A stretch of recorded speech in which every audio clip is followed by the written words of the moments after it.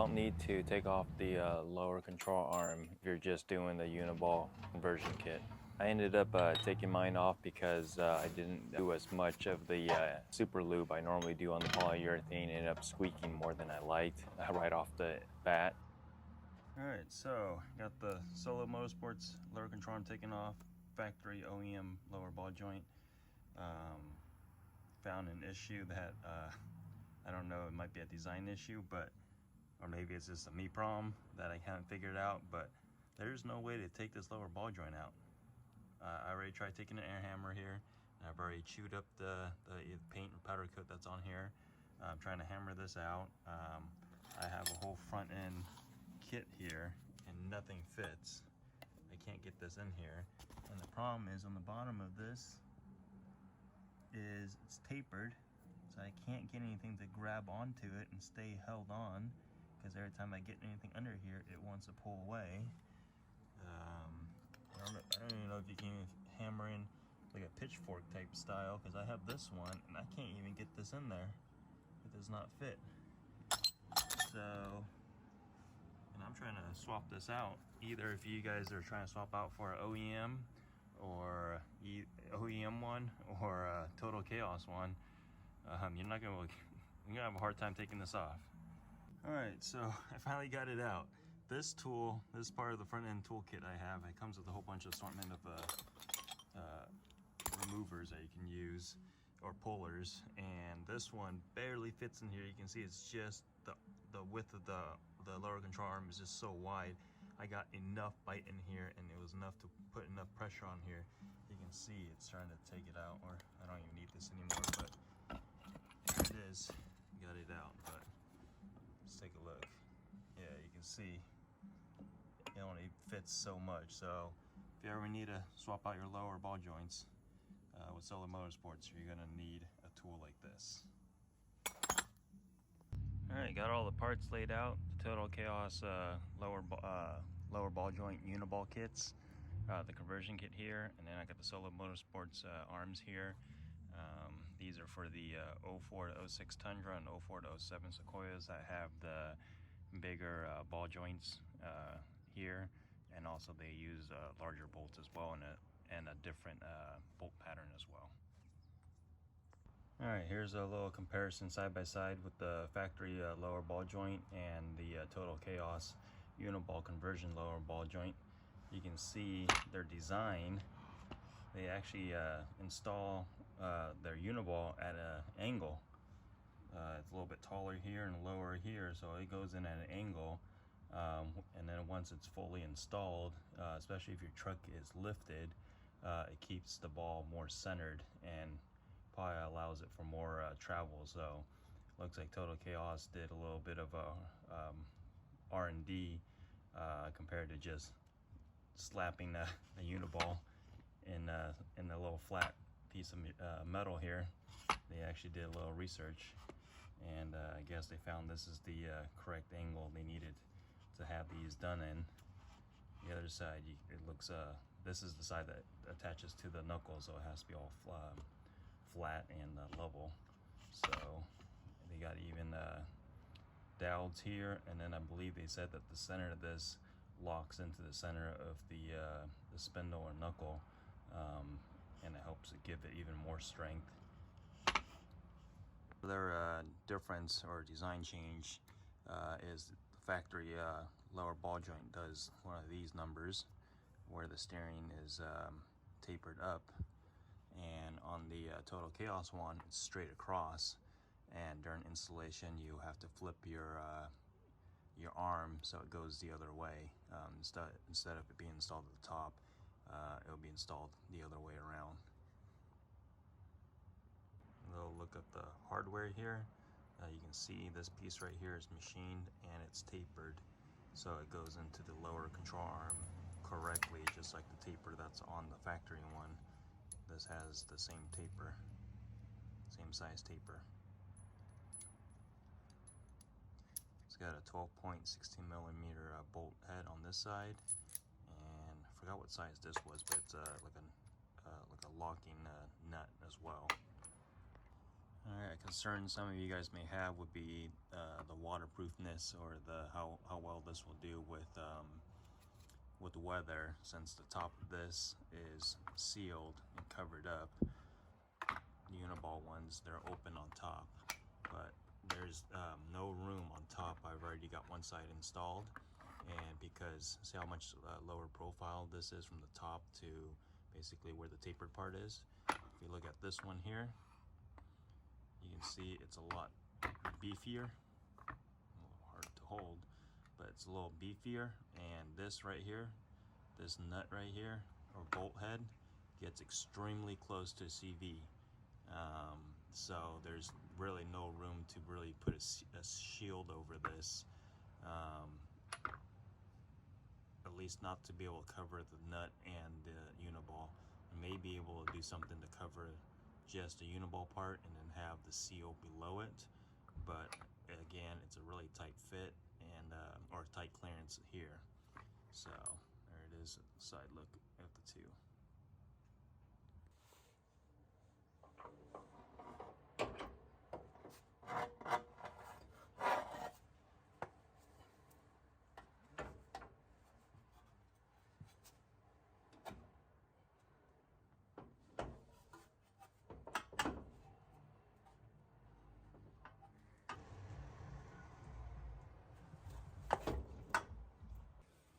Alright, this part is where it gets a little tricky. You need a 12.16 millimeter, and I have one here. The only one I have that's a wrench, and I already broke it because this needs 125 foot-pounds of torque. I had this up here, and I was shooting it with an impact gun to kind of just close the gap a little bit before I torque it. And yeah, it just broke my 16-inch 12-point wrench, or it's a ratcheting wrench.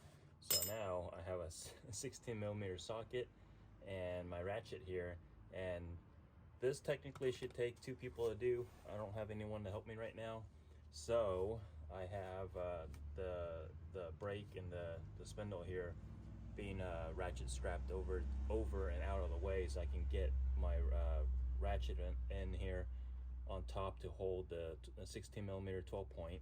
And I got my torque wrench here set to 125 foot-pounds. It's a 24 millimeter, and I may need to zip tie this up here, but we're gonna just try this. And basically we just need to tighten this thing down to 125 foot-pounds is what it calls for. So it seems to sit pretty good right there. It's wedged with the shock bolt that's not fully tightened up yet, so that kind of worked out to my advantage. And we're just gonna tighten this thing down to 125 foot-pounds, and then we'll be able to shoot the 4 bolts on as well afterwards. Get it to 125 foot-pounds.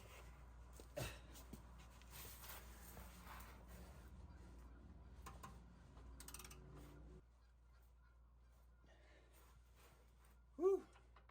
I don't think I've ever torqued anything to 125 foot-pounds before. It's a lot of work.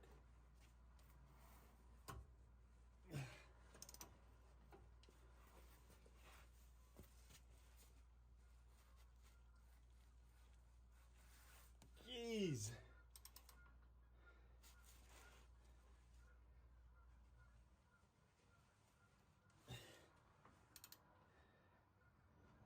Man, they really don't want these coming off. Oh, there it is. 125 foot-pounds. Oh. Alright, got the ratchet strap off. Now we're ready to take the knuckle and drop it on. I had to use like a punch or something and stick it into the steering arm hole, and that should give you enough leverage, or at least a point to. Oh, there it is. Woo! Oh, there it is. Look at that, it's dropped right in. Oh, okay. So they supply with new bolts. I'm using blue Loctite. I believe they recommend red. And it's a 17 millimeter bolt, and I believe they recommend torquing these to 90 foot-pounds of torque. So we just get all 4 of these installed, torqued, and then it's got a unique situation with the steering arm that goes into these. You gotta rotate it or turn it 180 before you can install it.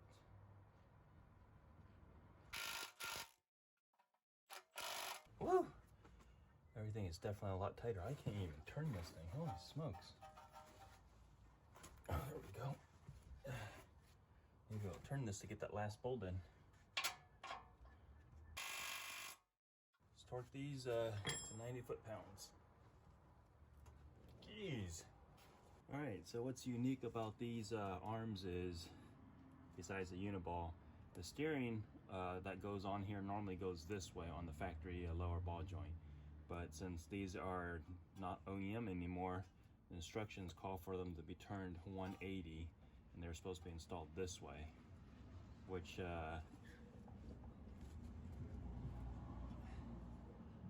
helps with, I guess, ground clearance.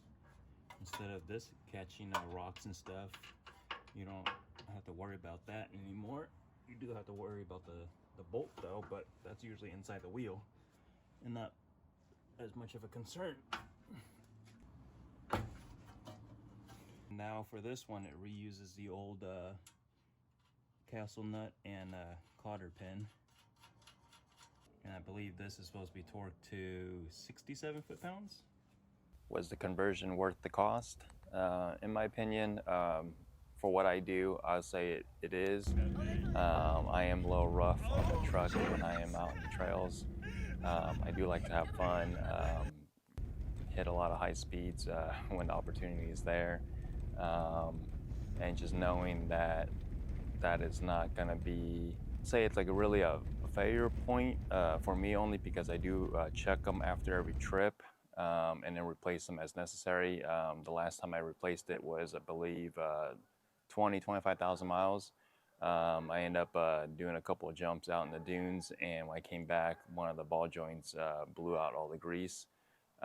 So long-term wise, as far as just abuse and stuff like that, it would save me the hassle of having to replace the lower ball joint, you know, every time I decide to do something stupid. And plus the truck is heavy, so the Uniballs, I'm hoping will hold up better to the abuse, and then also I think they'll last a lot longer, but time will tell. Other than that, I've been happy with them. Like I said, I've already hit 1,500 miles on them, and they've held up well. Steering's still a little stiff. I believe the instruction says 5,000 miles before they loosen up. So I got a little bit of ways to go since it's not a daily driver. So thanks for watching.